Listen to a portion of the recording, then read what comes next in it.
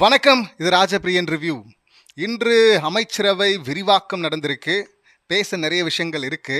அதுக்கெல்லாம் போகிறதுக்கு முன்னாடி வழக்கம் போல் நம்ம நிறைய உருட்டு ரீல்ஸ்லாம் பார்ப்போம்ல, அந்த மாதிரி சில ரீல்ஸை பார்த்தோம். அதை பற்றி பேசலாம் அப்படின்னு நினைக்கிறேன். நேற்று தானே நம்ம பேசியிருந்தோம். இந்த அக்கா இருக்கிறாங்கல்ல, வாசுதேவி, பிஹெச்டி மேலே ஒரு கோடு டாக்டர் அப்படின்னு சொல்லிட்டு போட்டு சுற்றிட்டு இருந்தாங்கல்ல.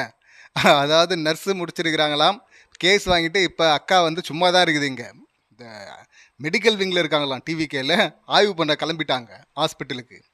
அங்கே போயிட்டு ஆய்வு ஆய்வு அப்படின்னு சொல்லிட்டு 2 முறை அவங்களே சொல்கிறாங்க. எந்த சேனல், அதாவது நியூஸ் தமிழ் 24/7 இவங்களை எலிவேட் பண்ண வந்துச்சோ எல்லாரும் கேள்வி கேட்க ஆரம்பித்தாங்க. ஆய்வு பண்ணுறதுக்கு நீ யார் முதல்ல, அதுவும் கோட்டை வேற போட்டு வந்திருக்கிற, ஒயிட் கோட்டை, நீ என்ன அங்கே வேலை செய்கிற, யார் நீ, என்ன அதிகாரம் இருக்கு உனக்கு அப்படின்னு கேட்டதும் பார்த்தீங்கன்னா அந்த சேனலை தூக்கி போட்டு மெதிக்க ஆரம்பிச்சிருச்சு. மெதிக்க ஆரம்பிச்சு தான் அக்கா வந்து புலம்பிட்டு இருந்தாங்களே, நான் ஆய்வுலாம் பண்ண போல, நான் சும்மா தான் போனேன், ஏன் என்ன பலியாக்குறீங்க அப்படின்லாம் சொல்லிட்டு இருந்தாங்கல்ல. அந்த அக்காவோட ரீல்ஸ் 2 பார்த்தோம். இன்னைக்கு ஷாக் ஆகிட்டோம். இந்த அக்கா ஆய்வை வந்து ஹாஸ்பிட்டலோட நிப்பாட்டலைங்க. அக்கா வந்து பார்த்திங்கன்னா ஒரு கிராமத்துக்கு போகிறாங்க. அங்கே ஒரு மின் கம்பம் பார்த்திங்கன்னா கீழே வந்து கொஞ்சம் பழுதடைஞ்சிருக்கு. அதை வந்து பார்த்துட்டு அங்கே வந்து வயதானவர்கள்லாம் இருக்காங்கல்ல, அவங்ககிட்டலாம் வந்து குறைகளை கேட்குறாங்க அக்கா. அக்கா வந்து நல்லா கவனிச்சிங்கன்னா இந்த இடத்துல அக்கா கோட் போடல. அக்கா வந்து ஹாஸ்பிட்டல் போகும்போது தான் அந்த கோட்டை போட்டு போவாங்க. இங்கே வந்து பார்த்தீங்கன்னா கிராப் வெட்டு நார்மலாக தானே இருக்காங்க. அக்காவோட லுக்கை பார்த்ததும் அக்கா ஏதோ ஏதோ உயர் அதிகாரி அப்படின்னு நினச்சிட்டாங்க போல இருக்குது. மக்களும் பார்த்தீங்கன்னா வந்து குறைகளாக சொல்லிட்டு இருக்கிறாங்க அங்கே. இதுதான் அப்படின்னு பார்த்தா கட் பண்ணால் இன்னொரு இடத்துல வந்து அக்கா ஒரு டேங்க் இருக்குது, வாட்டர் டேங்க்கு. அதில் ஒரு அந்த தூண் வந்து பார்த்திங்கன்னா இதே போல் பழுதடைஞ்சிருக்கு. அதை வந்து சொல்லிட்டு அங்கே இருக்கிறவங்ககிட்டலாம், இங்கே பசங்கள்லாம் விளையாடுறாங்கல்ல, அப்போ அவங்களெல்லாம் பாதிப்பு வரும்ல, இதை முதல்ல சரி பண்ணணும் உடனே அப்படின்லாம் சொல்லிட்டுருக்காங்க. அங்கே போயிட்டு ஒரு ஆய்வு. இந்த கோபி சுதாகர் காமெடி ஒன்று இருக்குல்ல, டேய் நிறுத்த சொல்லுங்கடா, அவனை முதல்ல நிறுத்த சொல்லுங்கடான்னு. அதுதான் அக்கா கிட்ட சொல்லணும் போல இருக்கு. டேய் யாராவது நிறுத்த சொல்லுங்கடா அக்காவை. ஆர்வ கோளாறுல அக்கா பார்த்தீங்கன்னா இங்கே அங்கே அங்கன்னு போயிட்டு கடைசியில் பார்த்தீங்கன்னா தலைமைச் செயலகத்துக்கே போயிட்டு போகுது ஆய்வு பண்ணுறேன் அப்படின்னு சொல்லிட்டு போயிட்டு அப்புறம் சிஎம் மேலே குறை சொன்னாலும் சொல்லும் போல இருக்கு. அக்கா ஒன்றும் இல்லை, கிழக்கில் எப்படியாவது போஸ்டிங் வாங்கிடணும், ஐ மீன் எலெக்ட் பண்ண வந்து நின்று அங்கே ஜெயிச்சு எம்எல்ஏ ஆகி அப்படியே மினிஸ்டர் ஆகி அப்படியே சீஃப் மினிஸ்டர் ஆகிடணும் அப்படின்னு நினைக்கிறாங்க போல இருக்கு அக்கா. ஏன்னா அந்த அளவுக்கு ஆர்வத்தில் போயிட்டு இருக்காங்க. இவங்க சீஃப் மினிஸ்டர்னா அப்போ அண்ணன் தான் வந்து பிஎம் ஆகுறாரு, ஆக போகிறாரு அப்படின்லாம் வந்து பேசிகிட்டு இருக்காங்கல்ல. அதை அக்கா நம்பி இருக்க கூடும்ல. அண்ணன் பிஎம்னா அப்போ நான் சிஎம் ஆகக்கூடாதா அப்படிங்கிற அந்த எண்ணம் இருக்கலாம் போல இருக்கு. ஆர்வம் பார்த்தீங்கன்னா எக்கச்சக்கமாக அப்படியே கரை புரண்டு ஓடுது. அப்படியே இந்த அக்கா இதில் வேற வந்து ரீல்ஸ் பைத்தியம்னு சொல்கிறாங்க அப்படின்லாம் வேற அக்கா ஃபீல் பண்ணுறாங்க. இப்படியெல்லாம் பண்ண அப்படி சொல்லாமல் என்னக்கா பண்ணுவாங்க. ஒரு துறையும் இல்லை. இப்போ நம்ம பார்த்தது இதுதான். இன்னும் எத்தனை ரீல்ஸ் இருக்குது அப்படின்னு சொல்லிட்டு தெரியல. நாளைக்கு வந்துச்சுன்னா நாளைக்கும் அதை பற்றி பேசலாம். இது எப்படின்னா இன்னொரு ரீலுங்க அடித்து தந்தி டிவிலாம் பார்த்தீங்கன்னா அதை அஃபிஷியலாக வேற போட்டிருக்காங்க. அதாவது அரசு அதிகாரிகள் யாராவது லஞ்சம் வாங்கினாங்கன்னா அவங்கள வந்து நீங்கள் வந்து கம்ப்ளைண்ட் பண்ணிங்கன்னா 1,00,000 ரூபா வந்து உங்களுக்கு பரிசு அப்படின்லாம் வந்து ஒரு டோல் ஃப்ரீ நம்பர்லாம் கொடுத்து விட்டுருக்குறாங்க. இப்போ 10 ரூபாய் 20 ரூபாய் எக்ஸ்ட்ரா வாங்குறாங்கன்றதுக்கே பார்த்தீங்கன்னா எத்தனை பேர் வீடியோ எடுத்துகிட்டு, அதாவது செல்லை எடுத்துகிட்டு பார்த்தீங்கன்னா ரெக்கார்ட் பண்ணி எத்தனை வீடியோஸ் வந்துட்டு இருக்கு பார்த்துட்ருக்குறோம். அப்படி இருக்கும்போது இங்கே லஞ்சம் வாங்காதவங்களை கண்டுபிடிக்கிறது தான் கஷ்டம், லஞ்சம் வாங்குறவங்களை கண்டுபிடிக்கிறது ஈஸி தானே. அது ஒன்றும் பெரிய கஷ்டமான வேலை கிடையாதுல்ல. டக்குன்னு எத்தனை பேர் வந்து செல்ஃபோனில் எடுத்துகிட்டு போயிட்டு எவ்வளோ ரெக்கார்ட் பண்ணாங்க அப்படின்னு தெரில. தொடர்ந்து அந்த நம்பருக்கு அடிச்சிருப்பாங்கல்ல, பாவம். 1,00,000 ரூபா நான் சும்மாவா, டக்குன்னு எடுக்கிறோம் வீடியோவை, இந்த பக்கம் 1,00,000 ரூபா கிரெடிட் ஆகும் அப்படியே டக்குன்னு அப்படின்னு சொல்லிட்டு எவ்வளோ பேர் கனவுல மெசேஜ் அந்த உண்மை நம்பி பார்த்தீங்கன்னா எவ்வளோ பேர் அடிச்சிருப்பாங்கன்னு தெரில. கடைசியில் பார்த்தா அந்த நம்பர் வந்து காஜா பாம், இந்த காஜா பீடின்லாம் சொல்லுவாங்களா, அந்த காஜா பாம் அதோடைய டோல் ஃப்ரீ நம்பராக அது.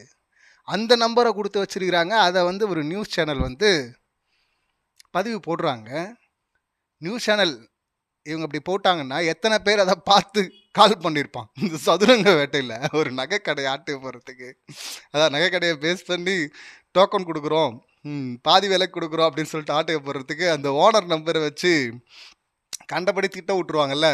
திட்டதும் பார்த்தீங்கன்னா அதுக்கப்புறம் அவர் ஃபோனே எடுக்க மாட்டார். அந்த மாதிரி யாரோ ஏதோ பிளான் பண்ணியிருக்க போகிறாங்க, பார்த்துங்க, உஷாராக இருங்க அப்படின்னு தான் நம்ம சொல்ல வேண்டியிருக்கு. இது இப்படின்னா இன்னொரு பக்கம் பார்த்தீங்கன்னா பெருசாக புலனாய்வு பண்ணி கண்டுபிடிச்ச மாதிரி ஒரு ரீல். அதில் பார்த்தீங்கன்னா 80 கார் 12 கோடிக்கு வாங்கியிருக்கிறார் முன்னாள் முதல்வர். ஆனால் இப்போ பாருங்கள், இப்போ விஜய் சார் கூட அந்த கார்லாம் ஓட்டி பார்த்தார்ல, அதில் பாருங்கள் 40 கார் வெறும் 3 கோடிக்கு வாங்கியிருக்கிறாங்க. இப்போ டபுளாக போட்டோம்னா 6 கோடியில் முடிய வேண்டிய விஷயத்த 12 கோடி டபுளாக வாங்கியிருக்கிற செலவு பண்ணியிருக்கிறாங்க. பார்த்தீங்களா? அப்படின்லாம் வந்து ரீலு. என்னடா நான் எடுத்து பார்த்தா அந்த கார் ப்ரைஸ் வேறு, இந்த கார் ப்ரைஸ் வேறு, அந்த காருடைய ஜிஎஸ்டி வேறு, இந்த காருடைய ஜிஎஸ்டி வேறு. இது இல்லாமல் இன்னொரு காமெடி என்ன தெரியுமா? 2 டெண்டருமே பார்த்தீங்கன்னா டிஎம்கே ஆட்சியில் தான் விடப்பட்டிருக்கு. இப்போ எதுவும் புதுசாலாம் டெண்டர் இல்லை இவங்க. அப்போ அந்த 2 கார்களையும் வாங்கினதே பார்த்தீங்கன்னா டிஎம்கே ஆட்சி தானே. அது தெரியாமல் இப்போ சார் வந்து அந்த காரை ஓட்டினதும் பார்த்தீங்களா இந்த 40 கார் இப்போ தான் இந்த ஆட்சியில் தான் வாங்கினாங்க அப்படின்லாம் சொல்லிட்டு அதுக்கு ஃபயர். டேய் உங்களை எங்கடா நிப்பாட்டுறது, எப்படிடா நிப்பாட்டுறது? முடியல, போயிட்டே இருக்குல்ல இது. இதில் பார்த்தீங்கன்னா இன்னொன்று மாரிதாஸ் முன்னாடியே போட்டிருந்தேன். அப்படி இந்த டெண்டர் ஒன்று அனௌன்ஸ் பண்ணிவிட்டு 6 மணி நேரத்தில் முடிச்சிட்டாங்க டெண்டரை. எப்படி வந்து முடிக்கலாம், இது வந்து முறைகேடு அப்படின்னு சொல்லிட்டு போடும்போது இது வந்து ஃபேக்கு அப்படின்னு நிறைய பேர் சொல்லியிருந்தாங்க. சரி நம்மளும் வெயிட் பண்ணி பார்ப்போம் அப்படின்னு வெயிட் பண்ணோம். கடைசியில் இன்னொரு தகவலை பார்க்குறோம், அந்த 2 அதிகாரிகள், அது உண்மைதான், 6 மணி நேரத்தில் டெண்டரை க்ளோஸ் பண்ணிட்டு இருக்காங்க, அது முறைகேடாக நடந்திருக்கு, அது காரணமான 2 அதிகாரிகளை வந்து சஸ்பெண்ட் பண்ணியிருக்கிறாங்க அப்படின்னு சொல்லிட்டு அதுக்கும் ஃபயர் விட்றாங்க. ஃபஸ்ட்டு ஃபேக்குன்னாங்க, அதுக்கப்புறம் இதுக்கு ஃபயர் விட்றாங்க. 2 அதிகாரிகள். அந்த அதிகாரிகளை முடிவு பண்ணியிருப்பாங்க இந்த டெண்டரை. பின்னாடி யாருமே இல்லையா? இருந்திருக்க மாட்டாங்களா? வெறும் அதிகாரிகள் 2 பேர் முடிவு பண்ணியிருப்பாங்களா? இப்படி ஓப்பனாக இருக்கிற விஷயத்த டெண்டரை இதெல்லாம் நம்புற மாதிரியா இருக்கு. ஆனாலும் அதுக்கும் ஃபஸ்ட்டு ஃபேக்குன்னாங்கல்ல, இப்போ இதுக்கு இப்படி ஃபயர். அது ஏன் அப்படி முறைகேடு நடந்தது அப்படின்னு இல்லை, முறைகேடு நடந்தது வந்து தூக்கிட்டோம்ல அப்படின்னு சொல்லிட்டு அதுக்கு ஃபயர். இந்த மாதிரி பார்த்தீங்கன்னா நிறையா இருக்கா. இப்போ அமைச்சரவை விரிவாக்கம் அதுக்கு வருவோமே. 4 பெண் அமைச்சர்கள், 7 பட்டியல் இனத்தை சேர்ந்த அமைச்சர்கள் அப்படின்னு சொல்கிறாங்க. இதில் வந்து பள்ளி கல்வித்துறை ராஜ்மோகன் சார் இருக்கார். அதே போல் உயர்கல்வித்துறையும் பார்த்தீங்கன்னா இன்னொருத்தருக்கு கொடுத்துருக்குறாங்க. இதில் இந்த 4 பெண் அமைச்சர்கள் இதுவும் முதல் முறைன்றாங்கல்ல, இதுவும் உருட்டு. 2016 ஜெயலலிதா மேடம் ஆட்சியின் போது 4 பெண் அமைச்சர்கள் இருந்திருக்கிறாங்க. தான் வழக்கமாக இவங்க சொல்லுவாங்கல்ல, இந்த மாதிரி பல முறை நடந்திருக்கு, ஆனால் இதுதான் ஃபஸ்ட் டைம் அப்படின்னு சொல்லிட்டு ஸ்டிக்கர் ஒட்டுவாங்கல்ல, அந்த மாதிரி அது. ஆனால் பட்டியல் சமூகத்தை சேர்ந்த ஒரு 7 அமைச்சர்கள் வந்து வந்திருக்கு, இதுதான் ஃபஸ்ட் டைம். இதுக்கு முன்னாடி டிஎம்கே வந்து 4 அமைச்சர்களை போட்டிருந்துருக்காங்க. இப்போ 7 அப்படிங்கிறது வந்து பெரிய விஷயம்தான், பாராட்டுக்குரியது. ஜென்ரலாக ஒரு காமெடி சென்ஸில் சொல்லணுன்னா அமைச்சர் அப்படின்னு ஒன்று எனக்கு 23ஆம் புலிகேசி காமெடி தான் ஞாபகம் வரும். அதில் வந்து அவர் கேட்பார்ல, அமைச்சரே, வடிவேல் சார் கேட்பார், அமைச்சரே என்ன அரண்மனை வாயிலில் 8 புள்ளி கோலம் தான் போட்டிருக்கலாமே, ஏன் 16 புள்ளி கோலம் போட மாட்டார்களா? வீணாக என் வாளுக்கு வேலை வைத்து விடாதீர்கள் அப்படின்னுவார்ல. ஸோ அந்த மாதிரி இல்லாமல் இருந்தால் சரி. ஆனால் சிலர்லாம் பார்க்கும்போது நமக்கு ஏன் அப்படியெல்லாம் தோணுது அப்படின்னா, அந்த காமெடிலாம் ஞாபகம் வருதுன்னா, ஏற்கனவே நம்ம பார்த்த அந்த ரீல்ஸ் தானே, இன்னும் பார்த்துட்டு இருக்கிற அந்த ரீல்ஸ் தானே. இந்த அமைச்சர்களில் ஒரு அமைச்சர் பார்த்தீங்கன்னா இந்த எண்ணிக்கை சொல்ல இன்றைக்கி அமைச்சராக போட்டிருக்காங்களா அந்த லிஸ்ட்டில் பார்த்தீங்கன்னா நம்ம ஆல்ரெடி பேசியிருந்தோம். அதே நியூஸ் 7 போட்டு பொழந்துருந்து ஒரு வீடியோவில். ஏன்னா ஓவராக எக்ஸ்போஸ் ஆகிட்டு அவங்க திரும்பி அடிக்க ஆரம்பிச்சிருவாங்கல்ல. அப்படி பார்த்தீங்கன்னா தாம்பரம் எம்எல்ஏ சரத்குமாரில் அவர் வந்து பார்த்திங்கன்னா நம்ம நேற்று வீடியோவில் கூட சொல்லியிருந்தோம்ல, இங்கே வந்து எத்தனை ஒயின் ஷாப்பு மூணு, எந்தெந்த ஒயின் ஷாப்பு மூணு லிஸ்ட் இருக்குது, அந்த லிஸ்ட்டே தெரியாமல் சம்மந்தம் இல்லாமல் ஒரு ஒயின் ஷாப்புக்குள்ளே போயிட்டு இதை ஏன் மூடலை அப்படின்னு சொல்லிட்டுலாம் கேட்டவர். அது மட்டும் இல்லாமல் இன்னொரு இடத்துல பார்த்தீங்கன்னா ஒயின் ஷாப்பை மூட சொல்லிட்டோம், ஆர்டர் வந்ததும் மூடிடணும் என்ன அப்படின்லாம் சொல்லிட்டு அங்கே பக்கத்தில் இருக்கிற லேடிஸ் ஹாஸ்டலு, அதுக்கப்புறம் பழம் விற்கிறவர் அங்கெல்லாம் போயிட்டு மூட சொல்லிட்டுலாம் சொல்லிட்டு ரீல்ஸ் போட்டிருந்தார்ல, அவர் தான் இப்போ வந்து ஹெச்ஆர்டி மினிஸ்டர், ஹியூமன் ரிசோர்ஸ் கையில் கொடுத்துருக்குறாங்க. இன்னொரு பக்கம் பார்த்தீங்கன்னா இப்போ ராஜ்மோகன் இந்த பட்டியல் சமூகம் இதுக்கு வருவோமே, இதில் வந்து இதுக்கு முன்னாடி ஏன் கொடுக்கல டிஎம்கேவும் ஏடிஎம்கே இந்த நம்பரில் கொடுக்கல அப்படின்னா, எஸ் இதுக்கு வந்து வாழ்த்துக்கள் தான் சொல்லணும். இதில் வந்து எடுத்தோடனே அவங்க மேலே எந்த விமர்சனம் வைக்க போகிறது கிடையாது. இப்போ இத்தனை பேருக்கு வாய்ப்பு கொடுக்கறது முக்கியமா, இல்லைன்னா வந்து செயல்படுறது முக்கியமா, அந்த சமூகத்துக்கு செய்கிறது முக்கியமா?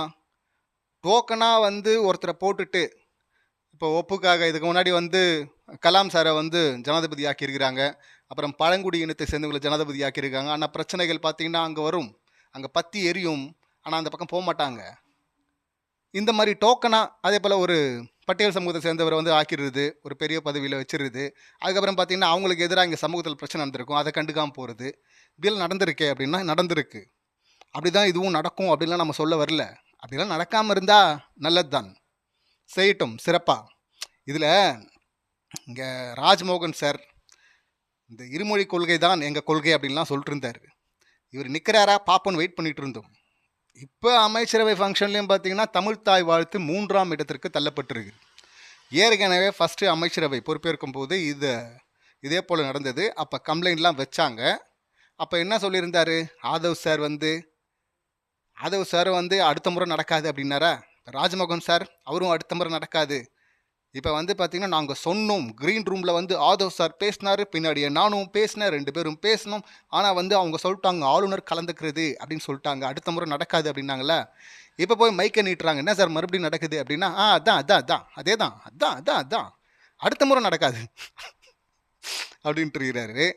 ஆளுநர் கலந்துக்கிற நிகழ்ச்சி அதனால நடக்குது, அடுத்து நடக்காது, அடுத்து ஏன் ஃபங்க்ஷன் நடக்காது அப்படின்ட்டு இருக்காரு. இதை பார்க்கும்போது அடுத்த முறை கேட்க போனால் நாங்கள் வந்து இன்றைக்கி ஒன்று நாளைக்கு ஒன்று நேற்று ஒன்றுன்னு மாற்றி பேசுகிறவங்க கிடையாது. எப்பவும் ஒன்று தான் பேசுவோம், உண்மையாக தான் பேசுவோம், அடுத்த முறை நடக்காதுன்னு சொன்னதே சொல்லுவாரோ. இந்த தோ கிலோமீட்டர் அப்படின்னு ஒரு காமெடி இருக்குல்ல, அந்த மாதிரி அடுத்த முறை நடக்காது சொல்லிட்டே போவீங்களா? இதில் கேட்டால் வந்து அப்போ ஆளுநர் பதவியேற்கும் போது வந்து சிஎம் சார் பக்கத்தில் இருந்தார் அப்படின்லாம் சொல்லிட்டு அதை நீங்கள் அந்த விளக்கெல்லாம் நீங்கள் கொடுக்கல. தூய சக்தி சார், தீய சக்தி வந்து அப்படி பண்ணியிருந்தாலும் நீங்கள் என்ன சார் சொன்னீங்க, அடுத்த முறை நடக்காதுன்னீங்களா சார்? அடுத்த முறை ஆளுநர் கலந்து கொள்ளாத நிகழ்ச்சியில் அப்படின்னு ஏதாவது கண்டிஷன்ஸ் அப்ளைன் போட்டிங்களா? இல்லையே, அடுத்த முறை நடக்காதுன்னு தானே சொன்னீங்க. அப்புறம் எப்படி நடக்குது? இதில் இன்னொரு அமைச்சர் ரமேஷில் ஸ்ரீரங்கத்தில் ஜெயிச்சவர், அவர் வந்து பார்த்திங்கன்னா அவர் முற்பட்ட வகுப்பை சார்ந்தவர், பார்ப்பன சமூகத்தை சார்ந்தவர். அவர்கிட்ட வந்து அறநிலைத்துறையை கொடுத்துருக்குறாங்க. இப்போ அவருடைய பழைய பதிவுகள்லாம் எடுத்து போடுறாங்க. அதில் வந்து பார்த்திங்கன்னா பெரியாருக்கு எதிராகவும் பேசுகிறாரு, திமுகவை திட்டணும் அப்படிங்கிறதுக்காக ஆதரவாகவும் பேசியிருக்காரு. இப்படியும் உருட்டியிருக்காரு. இப்போ அமைச்சர் ஆகிட்டார். இப்போ எப்படி உருட்டுவார்? நல்லா கவனிச்சிங்கன்னா ராஜ்மோகன் சார் அவர் என்ன சொன்னார், அவர் தொடர்ந்து சொல்லியிருக்காரு, படிப்பு மறுக்கப்பட்ட ஒரு சமூகத்திலிருந்து வந்த ஒருத்தருக்கு இந்த மாதிரி பள்ளி கல்வித்துறையை வந்து கொடுக்கறது வந்து பெரிய விஷயம், அப்படி இவர் கொடுத்துருக்கிறாரு அப்படின்னார்ல. இப்போ இதே போல் இந்த 7 பேர் இருக்காங்கள்ல பட்டியல் சமூகத்தை சேர்ந்தவர்கள், அதில் ஒருத்தரை வந்து நீங்கள் அறநிலைத்துறைக்கு போட்டிருந்தீங்கன்னா அதே போல் சொல்லியிருக்கலாம்ல, இங்கே வாய்ப்பு மறுக்கப்பட்ட சமூகத்திலிருந்து வந்த எனக்கு இந்த வாய்ப்பை இவ்வளோ பெருசாக நிர்வாகம் பண்ணுற அந்த இடத்த கொடுத்துருக்குறாங்க அப்படின்னு சொல்லிட்டு ராஜ்மோகன் சொன்ன அதே போல் சொல்லி ரீல்ஸை போட்டு ஃபயர் விட்டுருக்கலாம்ல. அது உங்களுக்கு தானே பாசிட்டிவாக வந்திருக்கும். ஏன் அங்கே அதை பண்ணலை? ஏன் சார் பண்ணலை? ஆனால் செயல் தானங்க முக்கியம் அப்படின்னீங்கன்னா பெரியார் அப்புறம் எப்படி சார் பேசுவீங்க நீங்கள்? அம்பேத்கர் கொள்கை தலைவர்னு எப்படி சார் பேசுவீங்க நீங்கள்? எதை எதிர்த்து சார் போராடினாங்க எல்லாரும்? இதுக்கு என்ன சொல்லுவாங்க, என்ன உருட்டுவீங்க பார்ப்போம். அவரே பார்த்தீங்கன்னா அந்த அமைச்சரே இப்படியும் அப்படியும் உருட்டியிருக்காருல, இனி எப்படி உருட்ட போகிறாரு இல்லை எப்படி உருள போகிறாரு அப்படின்னு சொல்லிட்டு தெரில. செயல்கள் தான் தீர்மானிக்கும். பட் நீங்கள் தான் வந்து அடுத்த முறை நடக்காதுன்னு சொல்லிட்டு இப்போ திரும்பவும் நடக்குது, அடுத்த முறை நடக்காதுன்னு சொல்கிறீங்களே. இங்கேயே பார்த்தீங்கன்னா இப்படி அந்தர்பல்ட் அடிக்கிறீங்களே. இதில் வேறு ரிக்வஸ்ட் பண்ண அப்படிங்கிறாரு சார். இங்கெல்லாம் சட்டமன்றத்துலேருந்து ஓட விட்டுருக்குறாங்க சார் திமுக ஆட்சியின் போது. இப்போ அடுத்த சட்டமன்றத்தில் வருவார்ல, அப்போ என்ன சொல்வீங்க?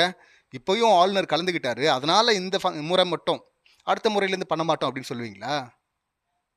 திமுக ஆட்சியில் அவங்க பண்ண மாதிரி சட்டமன்றத்தில் தமிழ் தாய் வாழ்த்து தான் ஃபஸ்ட்டுன்னாங்கல்ல, அட்லீஸ்ட் அங்கேயாவது சொல்வீங்களா? இல்லை அங்கேயும் வந்து உருட்டா சார்? என்னத்தை சொல்கிறது? இதில் ஒரு காமெடி என்னன்னா, ஸ்ரீநாத் இருக்கார்ல, விஜய் சாருடைய நெருங்கிய நண்பர். அந்த நண்பர் பார்த்தீங்கன்னா சில படங்கள் நடிச்சிருக்காரு, அவர் இயக்குனர் வேற இல்லை. ஒரு படத்தில் பார்க்கும்போது நானும் முன்னாடி நினச்சிருக்கேன், நல்லா தானே பர்ஃபார்ம் பண்ணுறாரு, இவர் சரியாக யூஸ் பண்ணாமல் விட்டாங்களே. விஜய் சார் படத்தெல்லாம் ரொம்ப முக்கியம் தான் யூஸ் பண்ணியிருப்பாங்க, ஏன் அப்படி பண்ணுறாங்க அப்படின்லாம் யோசிச்சிருக்கிறேன். நல்லா வந்திருக்க வேண்டிய ஒரு காமெடியன் அவர் பண்ணதுலே பெரிய காமெடி என்னன்னா, எம்எல்ஏ ஆகிட்டாரு, ப்ரெஸ்ஸை மீட் பண்ணுறாரு. அப்போ வந்து தூத்துக்குடியிலேருந்து அவர் தேர்ந்தெடுக்கப்பட்டிருக்கார், பெரிய ஓட்டு வித்தியாசம் வேறு. அவர் வந்து சொல்கிறாரு, தூத்துக்குடியை வந்து போர்ட் சிட்டியாக துறைமுகமாக மாற்றுறது தான் விஜய் சாருடைய எங்கள் தலைவருடைய ஆசை, என்னுடைய விருப்பமும் அதுதான் அப்படின்லாம் சொல்கிறாரு. ஆக்சுவலாக நம்ம உருட்டு ரீல்கள் தான் நிறைய நம்ம கண்ணில் படும், அது மாதிரி தான் பார்த்து வந்துருக்குமா. ஆனால் ஒரு ரீல் அப்பப்போ வந்து சிறப்பாக பேசுகிறவங்களும் அந்த ரீலும் வந்து கண்ணில் படும். அப்படி பார்த்தீங்கன்னா ஒருத்தங்க சிறப்பாக கீழ்ச்சி விட்டுருந்தாங்க. இவர் பேசின அந்த பேச்சை போட்டு, இந்தியாவிலே 13வது துறைமுக நகரம் தூத்துக்குடி. இது பழைய வரலாறுலாம் பெருசே இருக்கு. அப்படி இருக்கும்போது இது கூட தெரியல. அவங்க போகிற போக்கில் அடிச்சது, சரி தூத்துக்குடியை வந்து போர்ட் சிட்டியை மாற்றுறீங்க, அப்புறமா வந்து அந்த ஊட்டியை வந்து ஹில் ஸ்டேஷனை மாற்றுறீங்க அப்படின்லாம் சொல்லிட்டு கலாச்சிருந்தாங்க. ஏன்னா அப்படி தானே சொல்ல தோணுது. எனக்கு ஏற்கனவே அது போர்ட் சிட்டி தாங்க. அது போர்ட் சிட்டினே தெரியாமல் போர்ட் சிட்டியாக மாற்றுறதா எங்கள் தலைவருடைய ஆசை, என் விருப்பமும் அதுதான் அப்படின்றீங்கன்னா, இதை விட பெரிய காமெடி என்ன இருக்குது? இதை வேறு எப்படி பார்ப்பாங்க? இப்போ வந்து மீன்வளத்துறை அவர்கிட்ட கொடுத்துருக்குறாங்க. சார் கொஞ்சம் கேட்டு தெரிஞ்சுக்கிட்டு பேசுங்க சார் இனிமே அப்படின்னு தான் சொல்ல தோணுது. இன்னும் என்னெல்லாம் விட்ட போறாரு அப்படின்னு சொல்லிட்டு தெரியல. ஸோ இந்த மாதிரி எல்லாம் இல்லாமல் சிறப்பாக நடந்தா நல்லா இருக்கும். இன்னும் வந்து திமுக சார்பிலையும் ஐயுஎம்எல் சார்பிலையும் அவங்களும் வந்து அமைச்சரவைக்குள்ளே போகிறாங்க அப்படின்லாம் தகவல் வருது. வரட்டும், வாழ்த்துக்கள். வெளியே இருந்து ஆதரவுன்ற வரை பார்த்தீங்கன்னா அப்போவே தமிழ் தாய் வாழ்த்து இல்லை இவருக்கு ஆக்சுவலாக பிரேமலதா மேம் கூட பார்த்தீங்கன்னா வச்சு செஞ்சு விட்ருப்பாங்க ஜோஷியரை போட்டதுக்கு. நீங்கள் வந்து உங்கள் ராஜகுருவை வந்து உங்கள் பர்சனலாக நீங்கள் வச்சுங்க, அரசு பதவியெல்லாம் உட்கார வைக்காதீங்க, ஆஃபீஸர் ஆன் ஸ்பெஷல் டியூட்டின்னு ஏதோ போட்டிருந்தாங்கல்ல ஓஎஸ்டி, அவெல்லாம் கொடுக்கூடாது அப்படின்லாம் சொன்ன உடனே அவர் வேலை எடுத்து தூக்கிட்டாங்க அந்த போஸ்ட்டை விட்டு. ஆனால் அப்போவே வந்து திருமா சார் வந்து பார்த்திங்கன்னா அவர் வந்து கொள்கை பரப்பு செயலாளராக இருந்திருக்கார் அந்த கட்சியில். அதனால் அதெல்லாம் ஒன்றும் தவறில்லை அப்படின்லாம் சொல்லிட்டு இருந்தார். வெளியே இருக்கும்போதே அப்படி. இப்போ அமைச்சரவையில் வேறு உள்ளே போகிறீங்க. இப்போ அங்கே பண்ணுற தப்பில் பாதிக்கு நீங்கள் தானே பதில் சொல்ல வேண்டியிருக்கும், பொறுப்பேற்க வேண்டியிருக்கும். இப்போ என்ன பேச போகிறீங்க, பேச போகிறாரு இதுக்கப்புறம் அப்படின்னு சொல்லிட்டு தெரியல. பார்ப்போம் என்னெல்லாம் பேசுகிறாங்க அப்படின்னு சொல்லிட்டு. ஸோ இப்போதைக்கு இதுதான். இன்னொன்று ஒரே ஒரு பயம் என்னென்னா, ஆல்ரெடி சொன்னல சரத்குமார் இந்த மாதிரியான ஆட்கள்லாம் வந்து இந்த எம்எல்ஏக்கள்லாம் நிறைய எம்எல்ஏக்கள் எல்லாம் ஆய்வு பண்ணுறோம் லீட்ஸ்லாம் போட்டிருந்தாங்களா. இப்போ வேறு அந்த தென்காசி இவர் ரமேஷ் அவர் கூட பார்த்தீங்கன்னா ஆய்வுலாம் நிறைய இடத்துல பண்ணியிருக்காருல்ல. ஆல்மோஸ்ட் எல்லா எம்எல்ஏக்களுமே ஆய்வுலாம் பண்ணிட்டாங்க, அந்த ரீல்ஸ்லாம் போட்டு தள்ளிட்டாங்க. இப்போ அதில் மினிஸ்டர் ஆகிருக்காங்கல்ல. இப்போ வந்து அது எம்எல்ஏவாக இருக்கும்போது போட்ட ரீல்ஸ் இப்போ மினிஸ்டராக இருக்குல்ல, மறுபடியும் முதல்லேருந்து போடுவோம் அப்படின்னு சொல்லிட்டு மறுபடியும் அதே ஆய்வை நடத்தி எங்கே ரீல்ஸாக அடித்து தள்ள போகிறாங்க அப்படின்னு சொல்லிட்டு தெரியல. அதையும் பொறுத்திருந்தான் பார்க்கணும். இன்னொரு விஷயம், செங்கோட்டையன் சார்கிட்ட இருந்து நிதித்துறையை எடுத்துகிட்டு அவருக்கு ரெவன்யூவை கொடுத்துட்டு இந்த பக்கம் நிதித்துறையில் வந்து மரியம்மா போட்டிருக்காங்கல்ல ஒருத்தர். அவர் வந்து பார்த்திங்கன்னா பெரிய உருட்டுக்காட்டையை வச்சுட்டு ஒரு பெண்ணை தாக்குற மாதிரிலாம் வீடியோஸ் அது வைரலாக ஷேர் ஆகுது. இன்னும் என்னெல்லாம் வரப்போகுது அப்படின்னு சொல்லிட்டு தெரியல, வெயிட் பண்ணி பார்ப்போம். இந்த சம்பவங்களை நீங்கள் எப்படி பார்க்குறீங்க, உங்கள் கருத்துக்கள் என்ன அப்படிங்கிறது கமெண்ட் பண்ணுங்கள். மீண்டும் அடுத்த வீடியோவில் சந்திக்கலாம். நன்றி, வணக்கம்.